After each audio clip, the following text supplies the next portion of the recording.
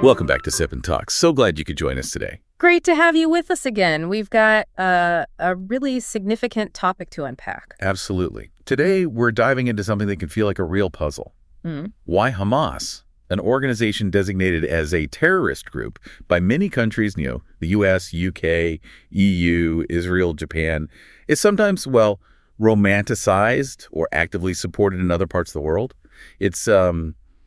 It brings up so much complexity. It absolutely does, and yeah, it's a heavy topic. But our aim here for this discussion is to explore it objectively. We'll look at 5 key areas, really trying for an international perspective. Right. The goal is to give you factual information, context, and encourage your own independent thought. And ultimately, we'll get to a pretty crucial conclusion about peace and rationality, hopefully cutting through some of the noise.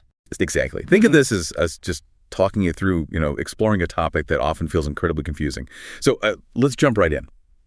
Okay, so it's a genuine head-scratcher for many. You have these major global powers labeling Hamas a terror group, but then you see others openly supporting them.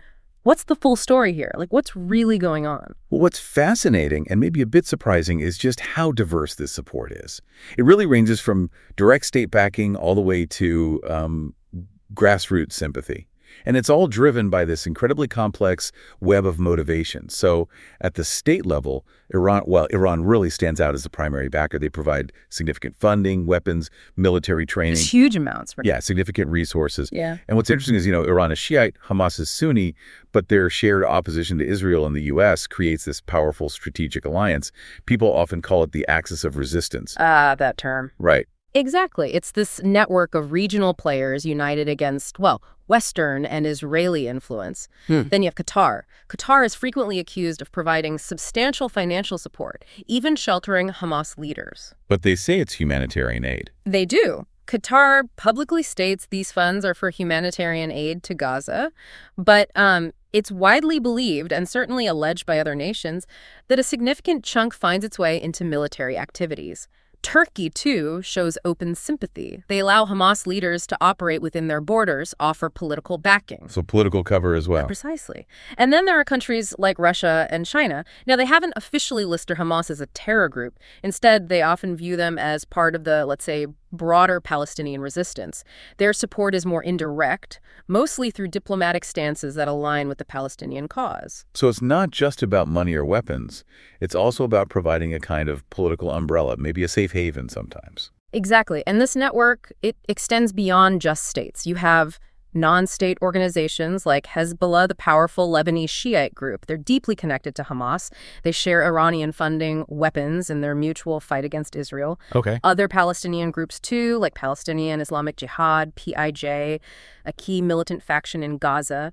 They also collaborate closely with Hamas on armed operations.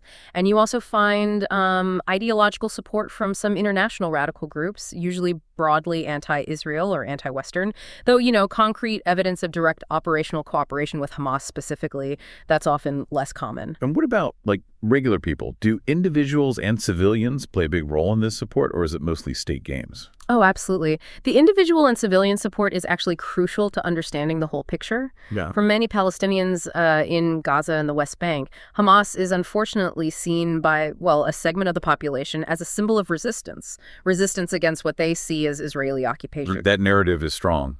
It is. And they even won legislative elections back in 2006, which, at that time showed a broad popular base, at least for their political wing. And interestingly, a 2024 survey highlighted significant regional sympathy. It showed, pretty strikingly, that 75% of Egyptians, for example, supported Hamas. Wow, 75%. That's huge. It is. Then you have international activists, figures like Greta Thunberg, maybe, who get involved in pro-Palestine actions. Now, while they might be seen as indirectly sympathetic to the broader Palestinian cause, it's really critical to remember they don't necessarily endorse Hamas's violent actions. That distinction is important. Yeah, supporting Palestinians isn't the same as supporting Hamas methods. Exactly. And perhaps most intriguing for our chat today, some of the Chinese public online, especially on platforms like X, show considerable support for Hamas.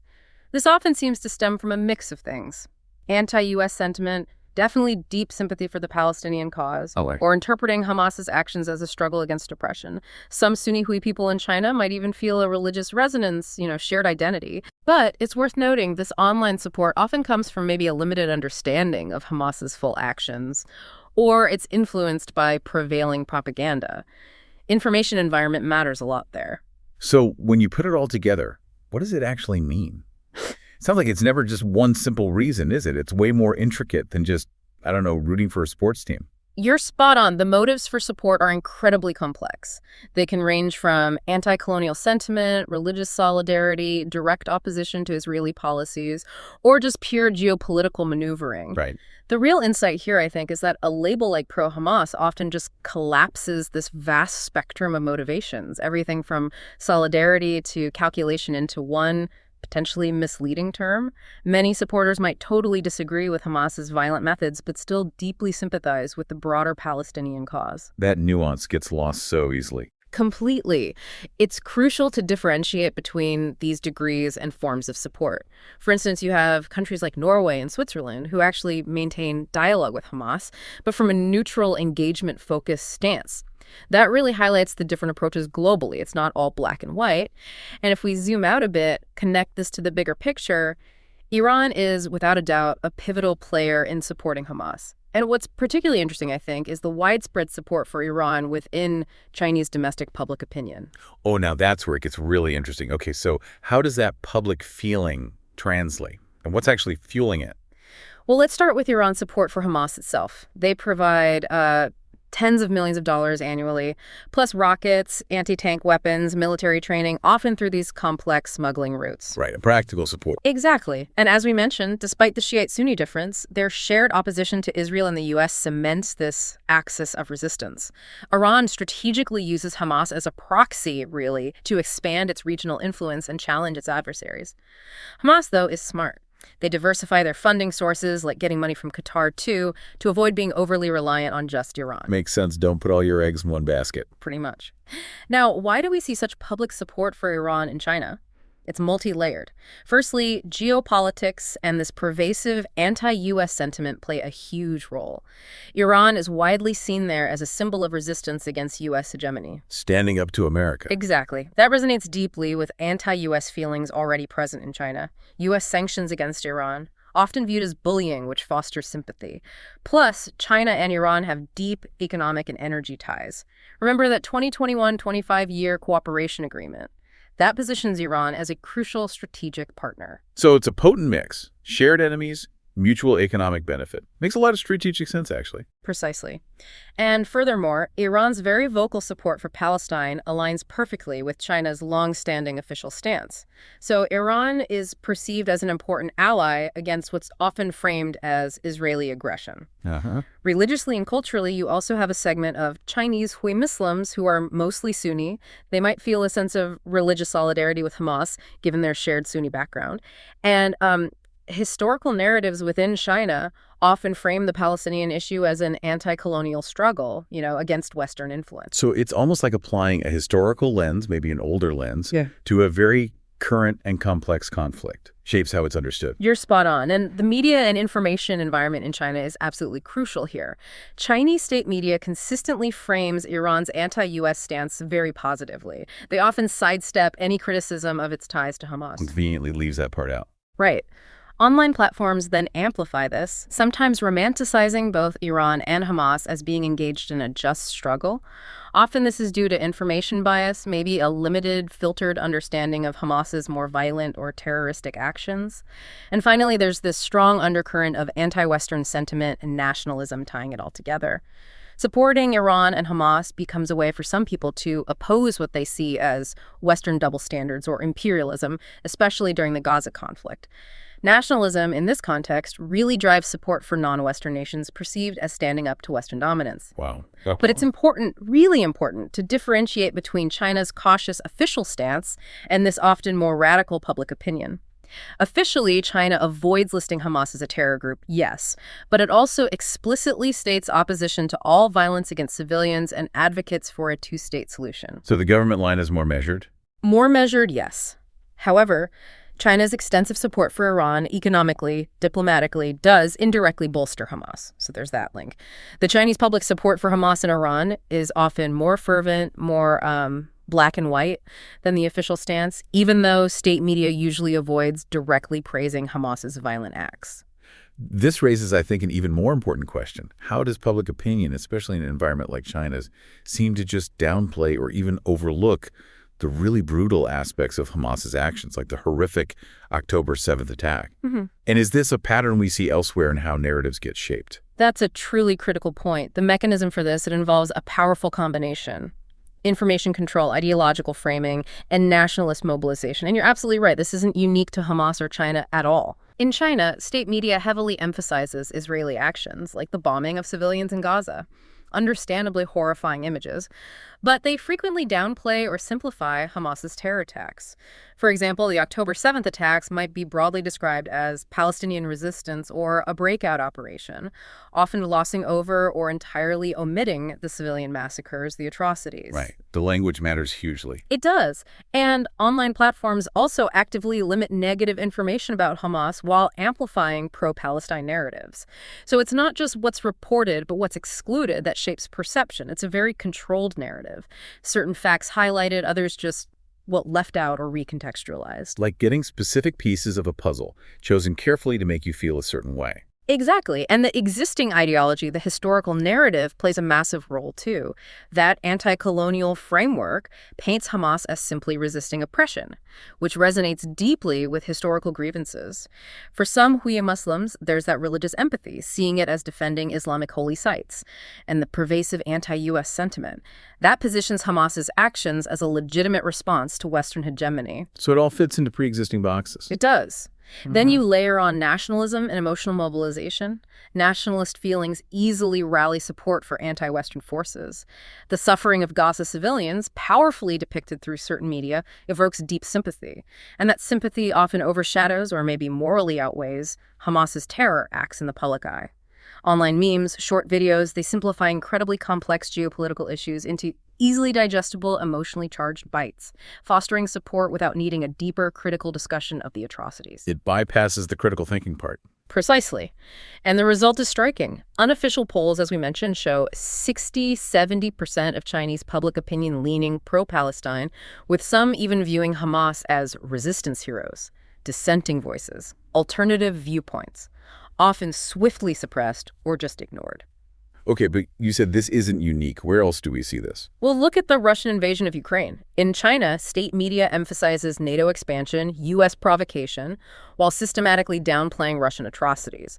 Russia gets framed as an anti-U.S. ally, a tough guy standing up to the West. Nationalism supports that. The difference there, maybe, is the higher global attention on Ukraine means slightly more diverse information manages to penetrate the controls. So opinions in China might be somewhat more divided compared to topics with even tighter control. So more information, even if filtered, can crack the narrative a bit. It seems so. And if we imagine, hypothetically, a PLA invasion of Taiwan, this very mechanism would be incredibly potent. Information control would frame it as defending sovereignty, historical inevitability. The ideology would paint it as a just act against foreign interference. Nationalism is core here. Polls already show over 80% support for armed unification. Any civilian suffering on Taiwan, likely ignored or dismissed as a necessary cost. Chilling. So it seems like these tools, controlling info, framing the narrative, tapping into nationalistic feelings, emotion, they're pretty universal for shaping public opinion, especially on sensitive, high-stakes topics. It's like a playbook different nations use. Absolutely. The core elements are consistent. Information monopoly, strong ideological resonance, often anti-Western, anti-imperialist emotional mobilization using powerful images, and a social media ecosystem that amplifies certain narratives while suppressing others.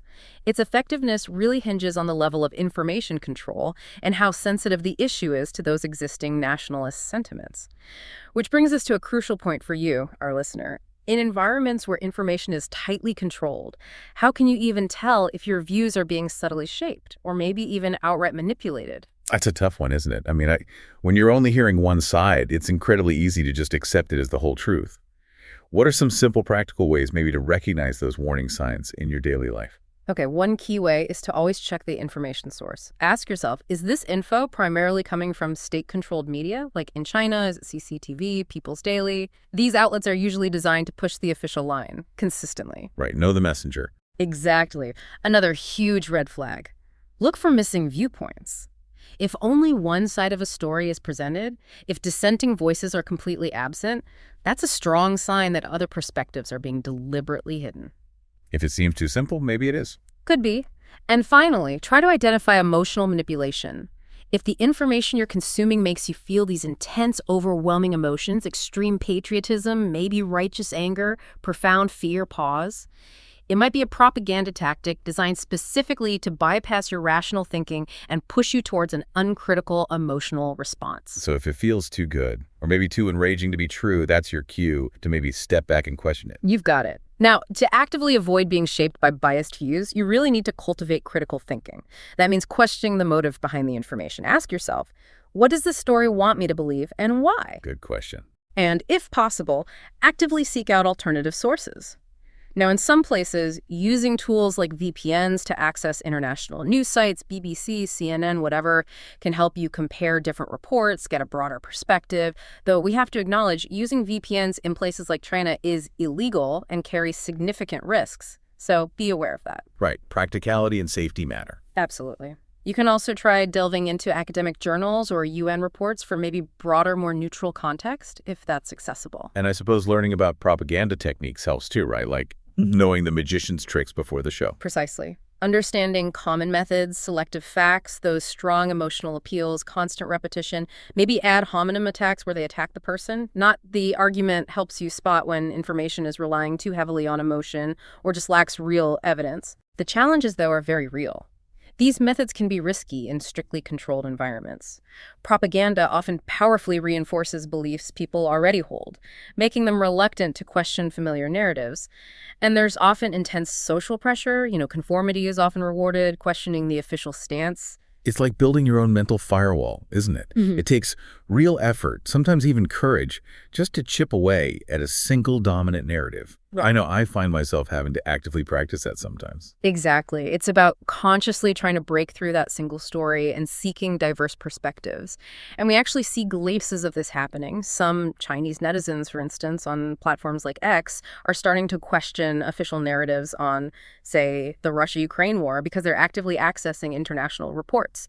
It shows it's possible, even if it's incredibly challenging and often comes with personal risks. So, okay, after exploring all this complexity, the support, the manipulation, the information control, we're left with this really powerful idea. Why is being anti-war so incredibly important? Even when the reasons given for war sound so noble, so justified, it's not just about being naive, right? This gets to an absolutely fundamental question. We are consistently convinced by these just war arguments. You hear the phrases all the time. Defending the homeland, fighting terror, spreading democracy. But the reasons for being anti-war, they run infinitely deeper than that. Okay. First, we just have to acknowledge that justice is, more often than not, a smokescreen. A cover for power. Historically, both sides in pretty much every conflict claim they're the just ones. Napoleon claimed he was liberating Europe. The U.S. fought terror in Iraq. China saw the Korean War as resisting U.S. aggression.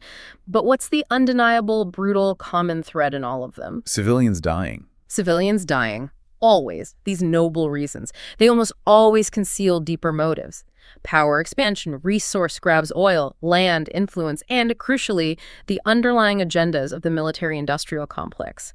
That powerful network of defense contractors, politicians, whose interests often align with ongoing conflict, not necessarily peace. So the noble reasons become a convenient, maybe even attractive excuse for something far more self-serving underneath. Precisely. And second, the true cost of war. It is always paid with people's blood and their futures. Regardless of the reason, the devastating price of war is never borne by the top brass making the decisions. It's the civilians, the children, the ordinary people who pay the ultimate price. The human cost is just staggering.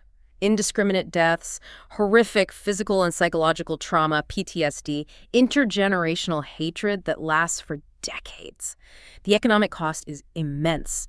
Rampant inflation, massive resources pulled away from public good, societal breakdown, And the environmental costs, devastating.